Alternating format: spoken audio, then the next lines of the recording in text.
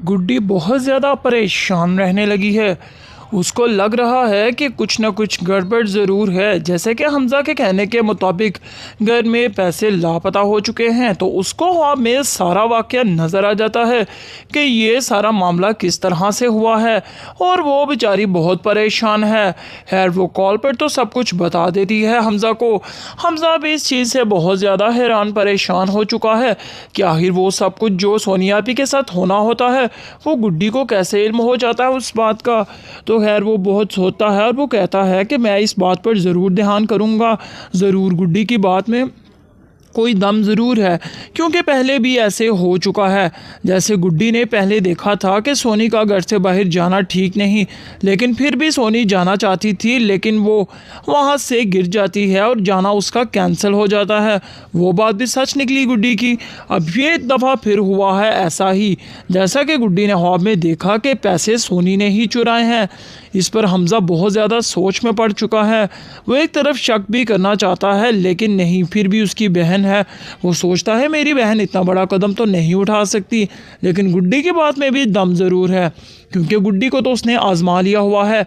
उसको वाकई ही सब कुछ पहले ही पता चल जाता है। खैर, यहाँ पर वो फ़ातिमा आंटी के पास जाती है और बात भी करती है फ़ोन पे हमज़ा से, लेकिन फ़ातिमा आंटी कुछ अलग सी महसूस हो रही हैं। फ़ातिमा के रवैये में बहुत ज़्यादा फ़र्क आ चुका है। फ़ातिमा चाहती है कि मेरा जुगनू सिर्फ़ और सिर्फ गुड्डी से बात करे, ना कि गुड्डी से कोई और बात करे या कोई राब्ता रखे। जी हाँ, फ़ातिमा को और जुगनू दोनों को ये बात बिल्कुल पसंद नहीं आ रही कि गुड्डी हमज़ा से राब्ते में है। जैसा कि फ़ातिमा को फ़ोन देकर गुड्डी का तो एकदम से गुस्सा आता है, लेकिन न जाने कैसे वो काबू कर लेती है, क्योंकि जुगनू कहीं ना कहीं गुड्डी को पसंद करता है और वो चाहती है कि इसीलिए गुड्डी मेरे घर पे आ जाए। और कुछ ना कुछ राज तो ज़रूर है गुड्डी के लिए। फ़ातिमा के दिल में वो कुछ ना कुछ ज़रूर छुपा रही है। जल्द ही इस बात का भी खुलासा हो जाएगा। फ़िलहाल तो शाज़िया बहुत गुस्से में है। वो कहती है, औरंगज़ेब, इस लड़की की हिम्मत कैसे हुई? क्या मैं घर से बाहर जाऊंगी तो ये फिरती रहेगी इधर उधर? इसको बुलाएं ज़रा।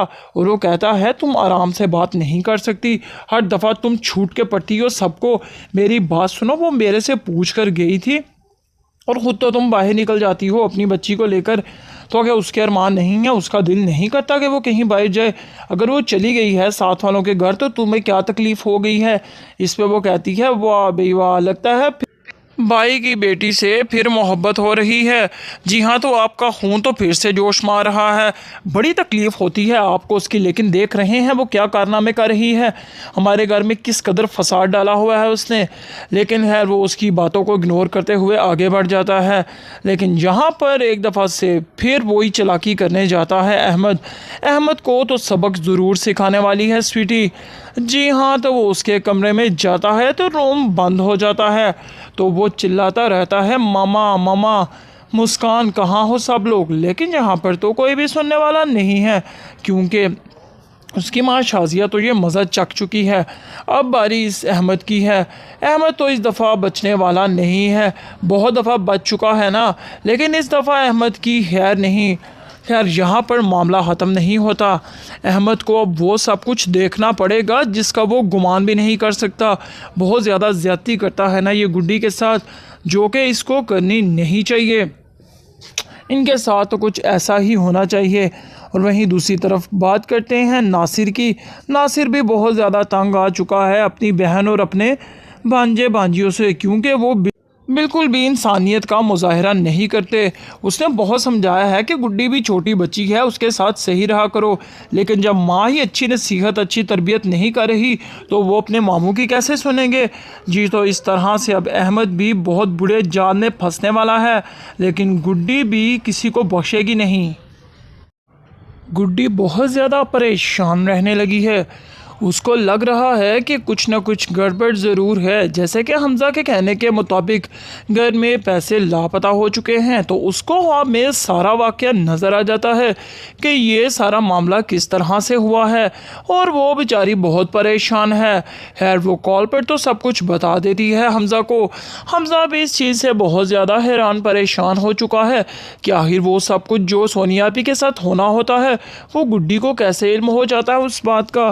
तो खैर, वो बहुत सोचता है और वो कहता है कि मैं इस बात पर ज़रूर ध्यान करूँगा, ज़रूर गुड्डी की बात में कोई दम ज़रूर है, क्योंकि पहले भी ऐसे हो चुका है।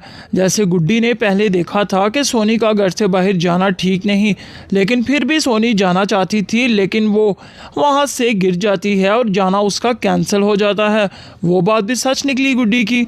अब ये दफ़ा फिर हुआ है ऐसा ही, जैसा कि गुड्डी ने ख्वाब में देखा कि पैसे सोनी ने ही चुराए हैं। इस पर हमज़ा बहुत ज़्यादा सोच में पड़ चुका है। वो एक तरफ शक भी करना चाहता है, लेकिन नहीं, फिर भी उसकी बहन है। वो सोचता है मेरी बहन इतना बड़ा कदम तो नहीं उठा सकती, लेकिन गुड्डी की बात में भी दम ज़रूर है, क्योंकि गुड्डी को तो उसने आजमा लिया हुआ है। उसको वाकई ही सब कुछ पहले ही पता चल जाता है। खैर, यहाँ पर वो फ़ातिमा आंटी के पास जाती है और बात भी करती है फ़ोन पे हमज़ा से, लेकिन फ़ातिमा आंटी कुछ अलग सी महसूस हो रही हैं। फ़ातिमा के रवैये में बहुत ज़्यादा फ़र्क आ चुका है। फ़ातिमा चाहती है कि मेरा जुगनू सिर्फ़ और सिर्फ गुड्डी से बात करे, ना कि गुड्डी से कोई और बात करे या कोई राब्ता रखे। जी हाँ, फ़ातिमा को और जुगनू दोनों को ये बात बिल्कुल पसंद नहीं आ रही कि गुड्डी हमज़ा से राब्ते में है। जैसा कि फ़ातिमा को फ़ोन देकर गुड्डी का तो एकदम से गुस्सा आता है, लेकिन न जाने कैसे वो काबू कर लेती है, क्योंकि जुगनू कहीं ना कहीं गुड्डी को पसंद करता है और वो चाहती है कि इसीलिए गुड्डी मेरे घर पे आ जाए। और कुछ ना कुछ राज तो ज़रूर है गुड्डी के लिए। फ़ातिमा के दिल में वो कुछ ना कुछ ज़रूर छुपा रही है। जल्द ही इस बात का भी खुलासा हो जाएगा। फ़िलहाल तो शाजिया बहुत गुस्से में है। वो कहती है औरंगज़ेब, इस लड़की की हिम्मत कैसे हुई? क्या मैं घर से बाहर जाऊंगी तो ये फिरती रहेगी इधर उधर? इसको बुलाएं ज़रा। और वो कहता है तुम आराम से बात नहीं कर सकती, हर दफ़ा तुम छूट के पड़ती हो सबको। मेरी बात सुनो, वो मेरे से पूछ कर गई थी और ख़ुद तो तुम बाहर निकल जाती हो अपनी बच्ची को लेकर। तो क्या उसके अरमान नहीं है? उसका दिल नहीं करता कि वो कहीं बाहर जाए? अगर वो चली गई है साथ वालों के घर तो तुम्हें क्या तकलीफ़ हो गई है? इस पे वो कहती है वाह बे वाह, लगता है भाई की बेटी से फिर मोहब्बत हो रही है। जी हाँ, तो आपका खून तो फिर से जोश मार रहा है। बड़ी तकलीफ़ होती है आपको उसकी, लेकिन देख रहे हैं वो क्या कारनामे कर रही है। हमारे घर में किस कदर फसाद डाला हुआ है उसने। लेकिन है वो उसकी बातों को इग्नोर करते हुए आगे बढ़ जाता है। लेकिन यहाँ पर एक दफ़ा से फिर वही चालाकी करने जाता है अहमद। अहमद को तो सबक ज़रूर सिखाने वाली है स्वीटी। जी हाँ, तो वो उसके कमरे में जाता है तो रूम बंद हो जाता है।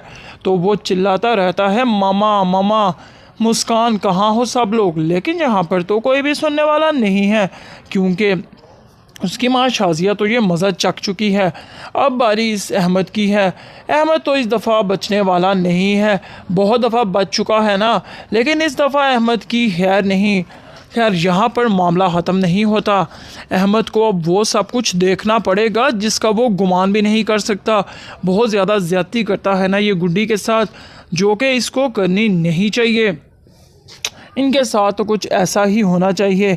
और वहीं दूसरी तरफ बात करते हैं नासिर की।